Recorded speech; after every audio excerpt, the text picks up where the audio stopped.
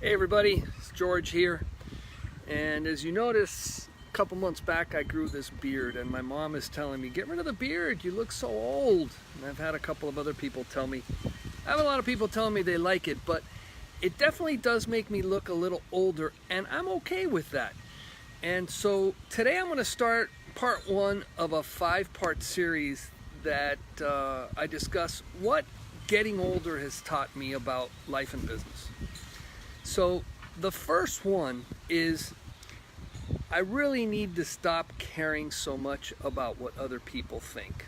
If I go back to when I was in my 20s, especially when I got right out of college, I was a real overachiever type. I had started working in a important IT corporate position, and there was some sort of a thing that I needed to follow. I needed to kind of color inside the lines, follow a plan that was kind of imposed or set upon me. And it really wasn't. It was in my head, and I guess I thought it was imposed on me.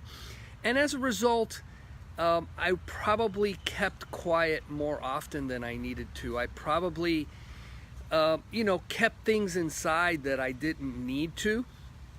And, first of all, it's kind of stressful, but more importantly, it kept me from being where I really needed to be. I'm an engineer. I studied computer science. I got a master's degree. All these great qualifications make me a decent tech. But it also kind of pigeonholed me in my head as I'm the tech guy.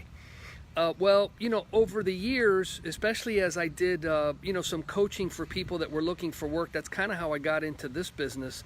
I realized that one of my strongest skills were in sales, talking to people, interpersonal skills, talking up in front of a room.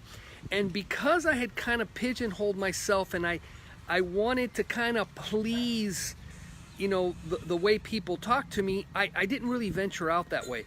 It was almost like, don't take a big chance, you've got it good, why rock the boat?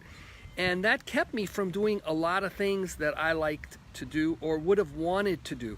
And I think if I hadn't changed, as I transitioned from my 20s to my 30s, and now, past the halfway point in my 50s, I'm kind of like, hey, this is what I feel like doing. Maybe it doesn't make sense to other people, and I'm okay with that. And by the way, I'm probably doing as best as I can. I kind of like the latest version of me, and I think that's something a lot of younger people, or me as a young person 30, 40 years ago, would have appreciated knowing.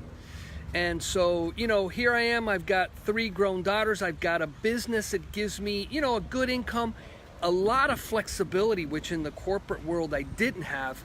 And that isn't something I had the guts to do when I was a lot younger. So I see a lot of younger entrepreneurs that are going out there. I encourage that. Coloring outside the lines, taking risks is something that I would encourage people doing, because, when you get to the end of your life, you're probably not going to look back saying, hey, I'm glad I colored inside the line. I can see a lot of people getting to the end and saying, man, I wish I had done different things. I wish, the regrets are the ones that I want to make sure everybody avoids. So I'll follow this up with 4 more of these, sharing what aging has taught me about life and business.